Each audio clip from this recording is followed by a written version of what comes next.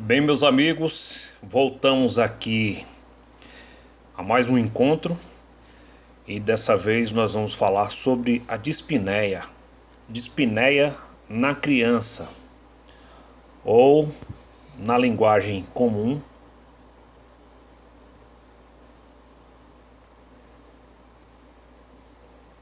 falta de ar, tá? Trouxe aqui algumas imagens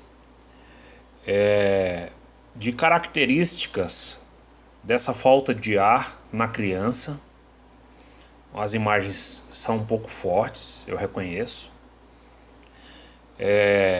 Uma dessas imagens que caracteriza um quadro de dificuldade respiratória grave tá aqui, que é o batimento de asa nasal. Perceba o quanto que a narina ou as narinas dessa criança estão dilatadas. Tamanho é o esforço respiratório que essa criança está fazendo. Tamanho é o esforço respiratório que essa criança está fazendo. Então, nesse caso, significa que o desconforto respiratório está tão grave que, além da criança usar os músculos do tórax, que nós já tínhamos visto aqui anteriormente, né? Aqui nessa imagem, em que a criança usa os músculos do tórax para tentar compensar essa dificuldade respiratória. Então aqui, além da criança usar os músculos do tórax, ela está usando os músculos da face. É como se ela tivesse com fome de ar, né?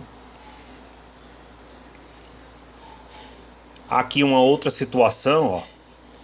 Nessa situação aqui, nessa sigla em inglês, ou melhor, nesse nome em inglês, Red Bob, é quando a criança está com tanta dificuldade respiratória que na hora de respirar, ela inclina a cabeça para trás. Ela inclina a cabeça para trás na tentativa de puxar mais ar. Então também é um sinal de dispneia na criança. Nós temos também os gemidos expiratórios. É como se o organismo da criança fizesse uma auto-pipe. Não é por dor isso, é por dificuldade respiratória, tá? Então, por vezes, diante de uma criança com dificuldade respiratória, a gente se depara com esses gemidos expiratórios. Vamos mais uma vez falar sobre a alváce, que nós já discutimos sobre isso, né?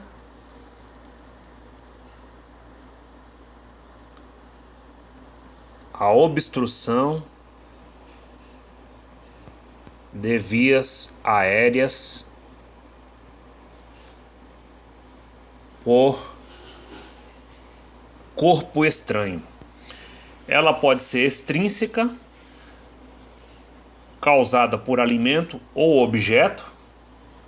A criança, a gente sabe que tem uma curiosidade muito grande de colocar objetos na boca, e esses objetos podem vir a provocar um engasgo, que é essa obstrução da via aérea superior por corpo estranho.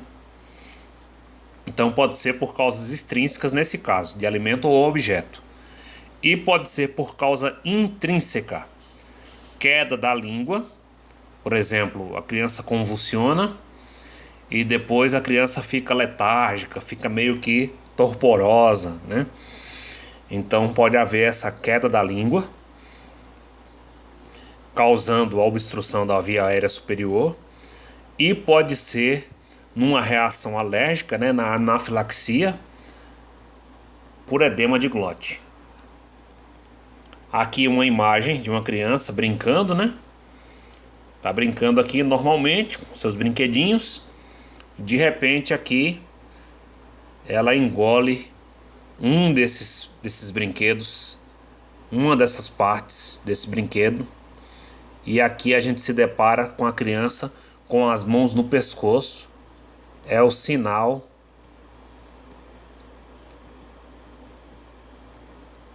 universal do engasgo. A pessoa faz isso aqui meio que instintivamente. É o instinto que leva a pessoa a colocar as mãos no pescoço, na tentativa de desengasgar. Então isso é muito grave, isso acontece muito no Brasil inteiro, e na nossa cidade não é diferente. Principal manifestação do engasgo: a obstrução de vias aéreas por corpo estranho, a alvácie. O estridor inspiratório é um ruído, né, que a gente escuta quando a criança respira. E essa criança pode vir a apresentar dificuldade na fala, choro, palidez intensa ou cianose, dependendo do grau da obstrução da via aérea. E a alvácie também pode ser por anafilaxia. Aí nós teremos manifestações alérgicas, manifestações cutâneas, o angioedema, que é o edema palpebral, o edema ao redor dos olhos, e o exantema, né, que a gente praticamente todo dia a gente atende uma criança com algum processo de alergia com presença de exantema. Se a criança não for socorrida rapidamente, ela pode evoluir com parada respiratória e depois da parada respiratória fazer uma parada cardiorrespiratória. Então o risco de morte é muito grande e nós precisamos cada vez mais estar atentos a essa situação para estar educando a nossa população, né, orientando, ensinando, para evitar, porque isso acontece muito no ambiente doméstico, os acidentes domésticos. Então, aqui mais uma imagem, ó, que forte, a criança engasgada. Por hora, meus amigos, ficamos aqui mais uma vez.